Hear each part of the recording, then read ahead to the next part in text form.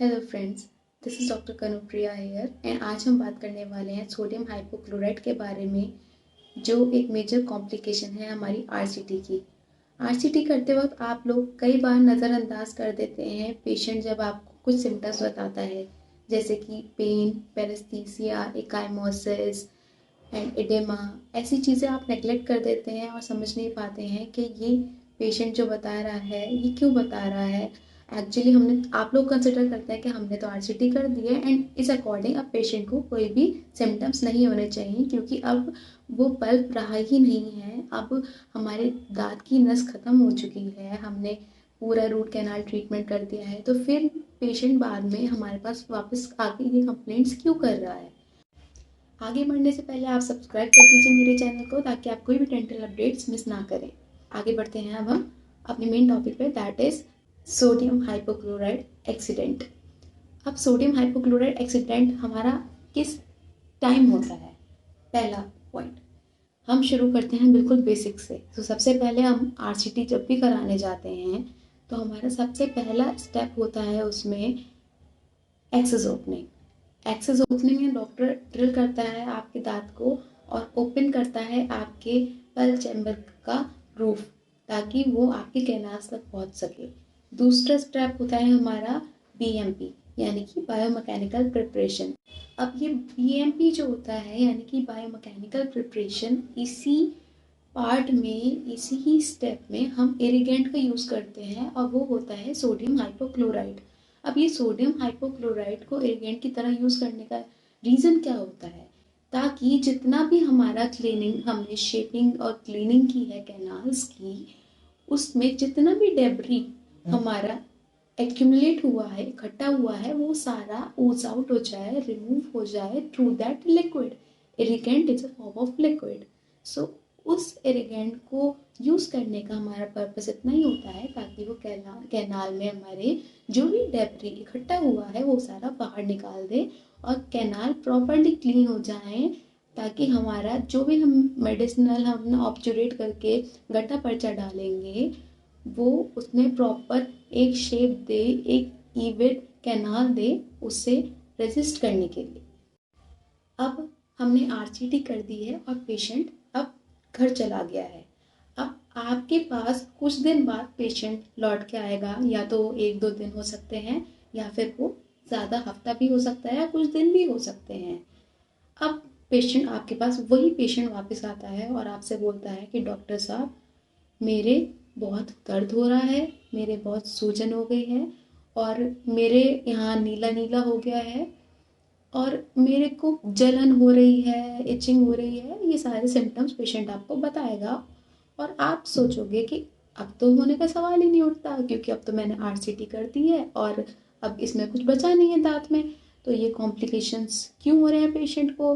तो आप उससे हिस्ट्री लोगे कि तुमने कुछ खाया पिया, क्या किया, क्या दवाइयाँ ली, जो दवाइयाँ मैंने दी थी वो खाई नहीं खाई, वो सब चीज़ें XYZ आप पूछोगे उससे।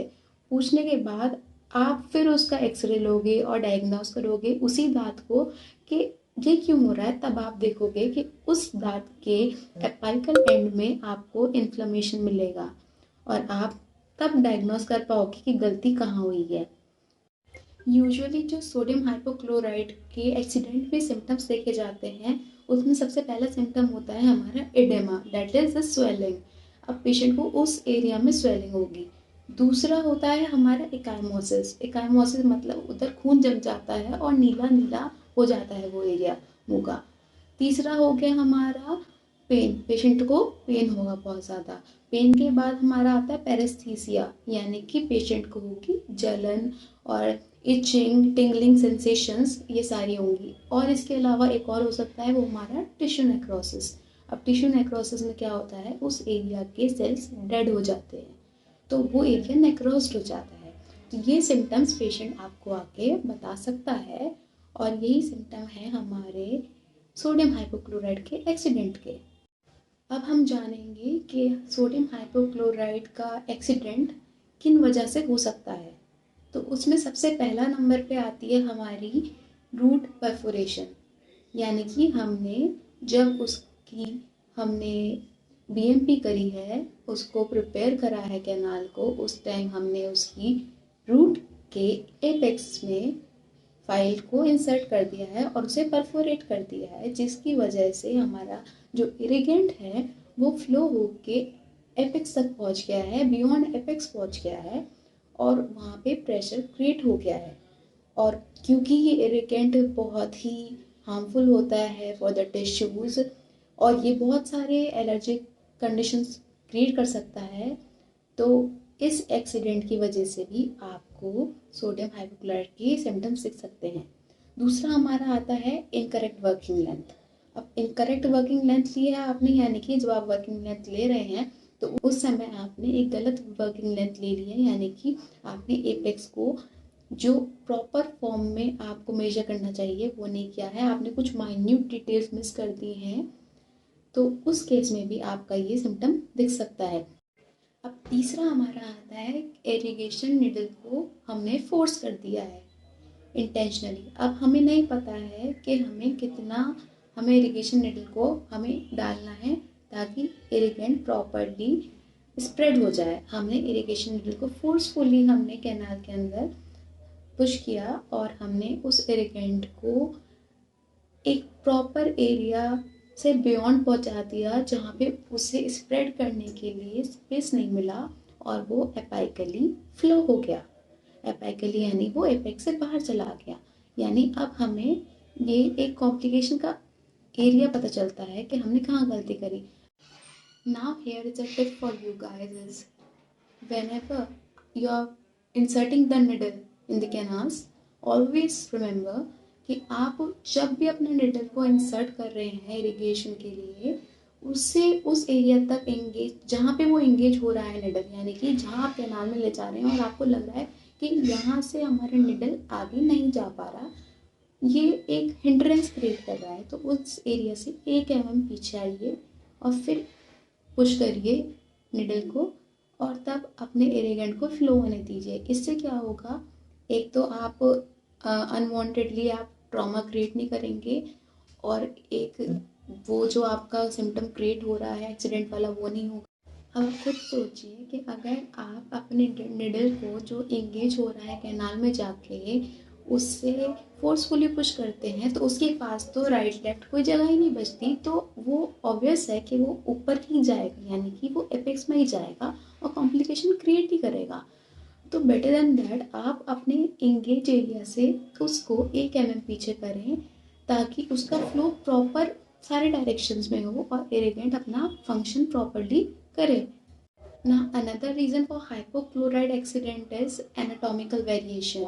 अब anatomical variations कब होते हैं, यानी कि हमारी रूट कई केसेस में कर्व्ड है और अलग अलग शेप्स की होती है, हर दांत की अपनी एक अलग एनाटमी होती है और हर एनाटमी डिफरेंट होती है। आप उसे देख के अगर आप एक्सरे में डायग्नोज नहीं कर पा रहे प्रॉपरली कि ये हमारी रूट की जो कर्वेचर है वो किस तरीके की है, तो उस केस में भी एक्सीडेंट होने के चांसेस हैं। अब अगला आता है कंसंट्रेशन ऑफ इरिगेंट। अब इरिगेंट की कंसंट्रेशन 5% भी हो सकती है, 3% भी हो सकती है और 1% भी हो सकती है। तो जितनी ज़्यादा परसेंटेज होगी उतना ही साइटोटॉक्सिक हमारा इरिगेंट होगा, तो उसी बेसिस पे आपकी कॉम्प्लिकेशन होने के भी चांसेस है। वैसे प्रेफरेबली 5% या 3% ही यूज़ किया जाता है। नाउ अगर पेशेंट हाइपर सेंसिटिव है हाइपोक्लोराइड को लेके और उसे एलर्जी है, तो उस केस में भी कॉम्प्लिकेशंस क्रिएट हो सकती हैं।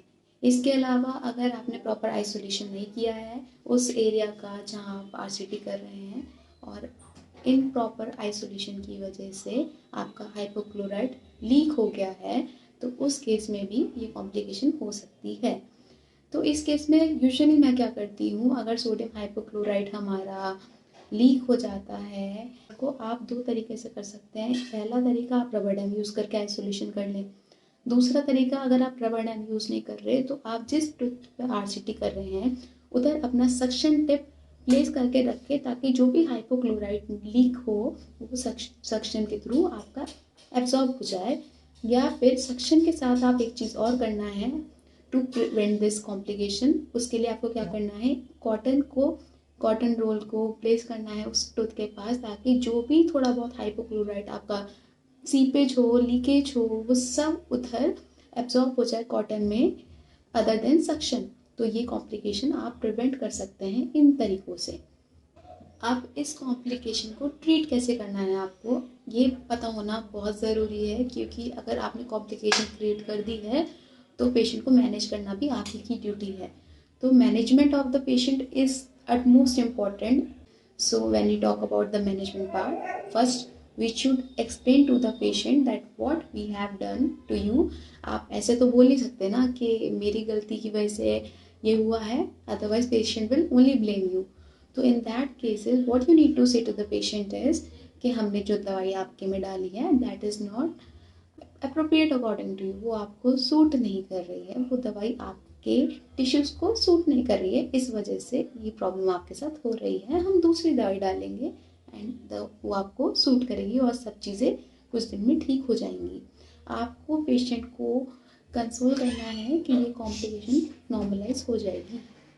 अदर देन डैट आपको एनालाइज करना है कि आपने ड्यूरिंग ट्रीटमेंट क्या क्या गलतियाँ की कि ये कॉम्प्लिकेशन क्रिएट हुए। क्या आपने सही टाइप की निडल यूज़ नहीं की है, क्या आपने प्रॉपर आइसोलेशन नहीं किया है, क्या आपने प्रॉपर सिरिंज यूज़ नहीं किया है, क्या आपने वॉल्यूम एंड कंसंट्रेशन को इग्नोर किया है, और क्या आपने चीज़ें ऐसी मिस कर दी हैं जिसकी वजह से ये कॉम्प्लिकेशन क्रिएट हुई है।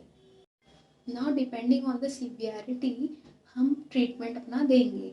अगर हमें ये कॉम्प्लिकेशन ऑन चेयर दिखनी शुरू हो जाती है पेशेंट पे, तो उस केस में हम उसे एलए दे देंगे, यानी कि लोकल एनेस्थीसिया दे देंगे या फिर नर्व ब्लॉक दे देंगे।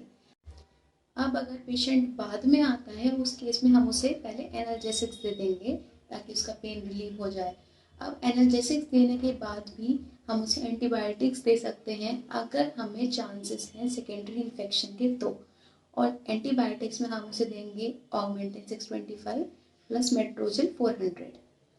अगर उसके बाद भी पेशेंट को रिलीफ नहीं मिलता है और इन्फ्लेमेशन फिर भी सीवियर रहता है, तो आप उसे स्टेरॉइड्स रिकमेंड कर सकते हैं। और स्टेरॉइड्स में मैं रिकमेंड करती हूँ dexamethasone 0.5 mg along with the cold PACS. Cold pack से क्या होगा, हमारी इन्फ्लेमेशन स्वेलिंग जो है वो कम हो जाएगी और पेशेंट को टेम्परेरी रिलीफ मिलेगा अलॉन्ग विद मेडिकेशंस। तो ये सब हमें करना चाहिए उस पेशेंट के साथ जो इस एक्सीडेंट से सफ़र कर रहा है। तो बेटर हो ये चीज़ें आपके साथ ना हो। और ऐसी वीडियो मैंने इसलिए बनाई है क्योंकि इन्फॉर्मेटिव है और ये एक्सीडेंट्स आपकी डेंटल प्रैक्टिस में हिंड्रेंस क्रिएट कर सकते हैं।